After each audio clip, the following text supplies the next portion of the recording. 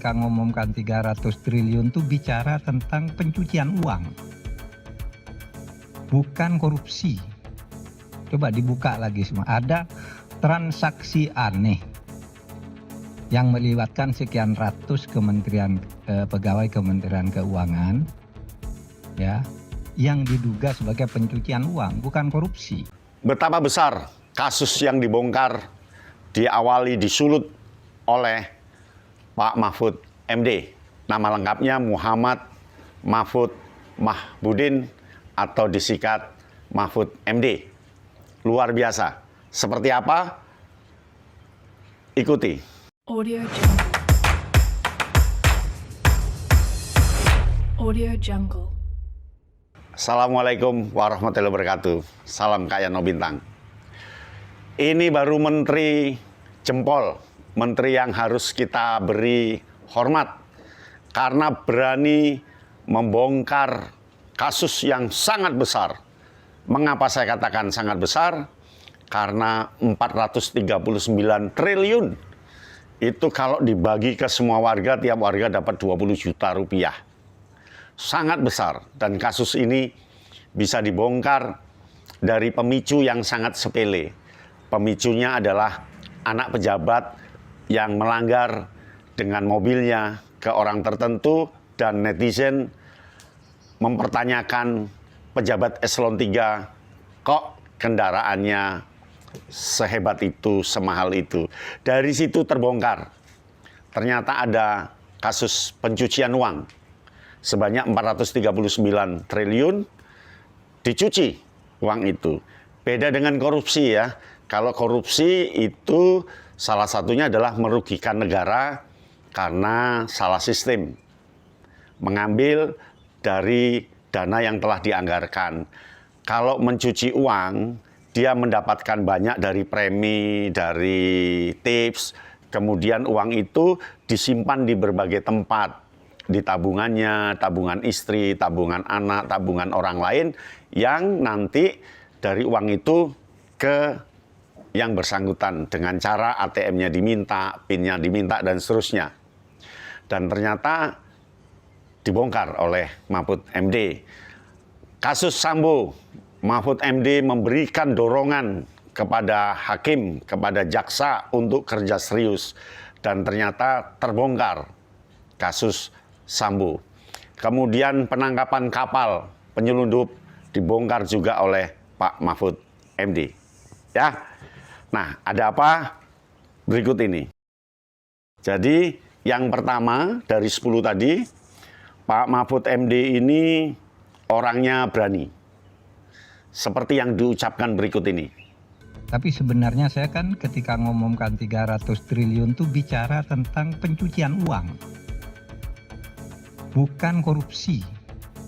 Coba dibuka lagi semua. Ada transaksi aneh yang melibatkan sekian ratus pegawai Kementerian Keuangan, ya, yang diduga sebagai pencucian uang, bukan korupsi.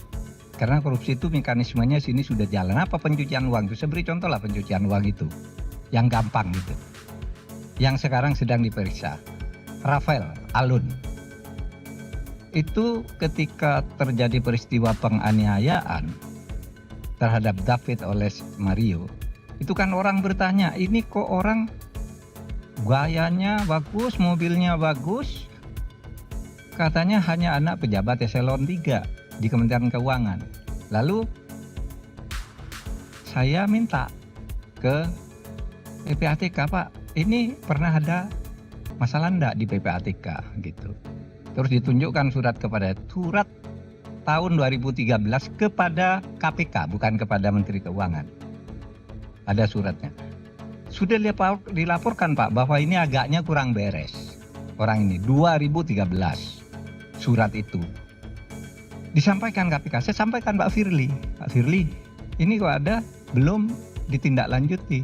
Pak Firly bilang, wah saya belum tahu bos. Gitu.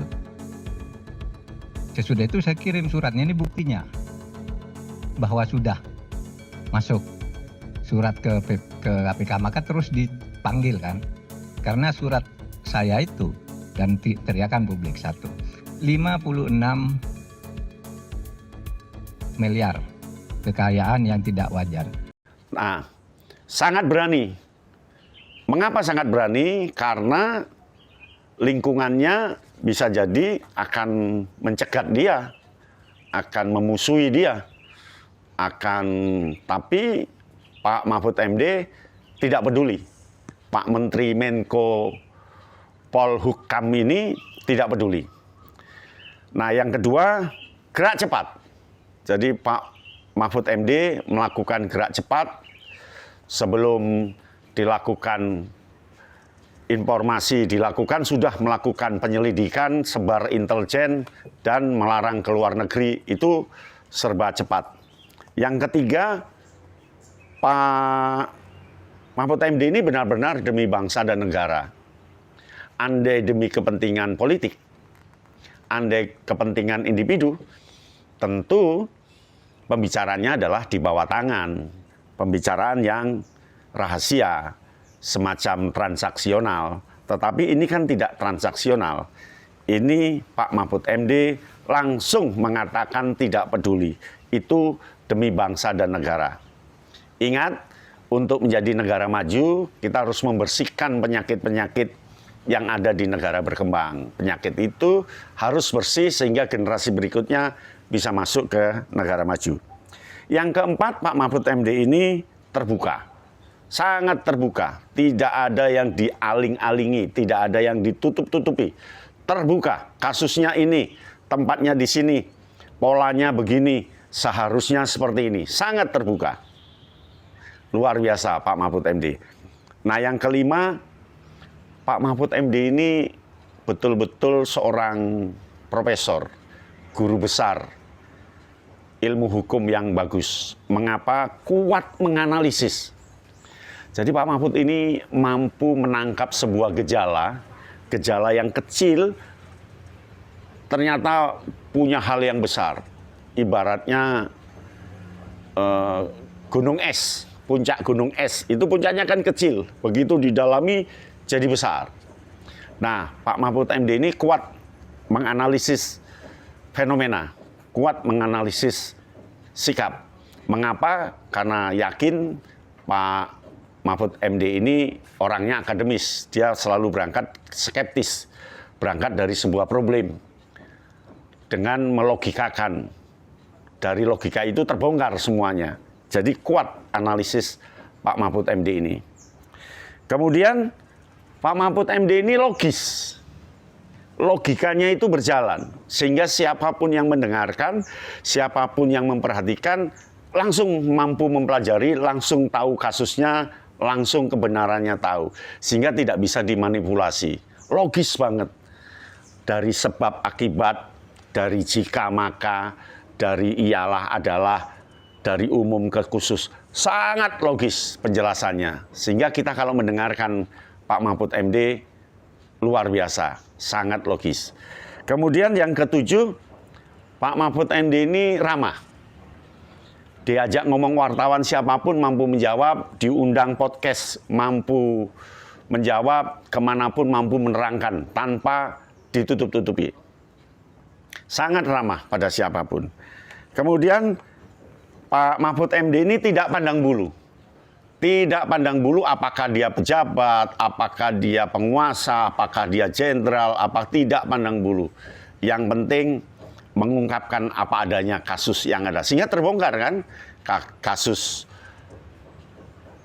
pencucian uang 439T, kasus Pak Sambo yang bisa dibahas di persidangan dengan tuntas dan seterusnya. Kemudian yang kesembilan, Pak Mahfud MD ini selalu berangkat dari fakta dan bukti.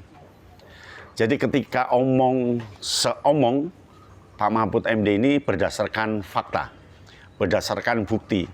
Tidak pernah berdasarkan mimpi, tapi ada bukti nyata yang bukti itu terlihat kecil oleh Pak Mahfud MD karena memang akademisi, langsung bisa membesar. Itu luar biasa. Dari gejala kecil ke gejala besar. Nah, yang terakhir, Pak Mahfud MD yakin kalau ini kasus yang bermasalah. yakin kalau ini kasus besar, yakin kalau kasus yang harus cepat ditangani, yakin kalau kasus ini mengganggu negara. Jadi, salut pada Pak Mahfud MD, jalankan Pak Mahfud, jangan takut seperti kata Bapak di siaran pers yang kita dengarkan ini. Nah, yang saya katakan itu ingin menegakkan undang-undang tindak pidana pencucian uang. Yang itu bukan hanya di sini yang ada, menurut saya di berbagai institusi itu hampir setiap proyek itu ada pencucian uangnya. Saya mungkin dapat uang jasa taruhlah gratifikasi mungkin kecil-kecilan sehingga bisa dianggap wajar, itu tidak perlu ini gitu. Tetapi yang disetor ke keluarganya, ke perusahaannya, ke anaknya, itu menurut ilmu intelijen keuangan itu harus diperiksa dan itu ada undang-undangnya. Nah, selama ini tidak ada yang memeriksa itu. Nah, luar biasa Pak Mahfud. Jalan terus, rakyat di belakangmu, dan tentunya ini semua demi bangsa dan negara supaya Indonesia masuk menjadi negara maju yang bersih dan clean. Sampai di sini, salam Kak Yanto Bintang. Audio Jungle. Audio Jungle.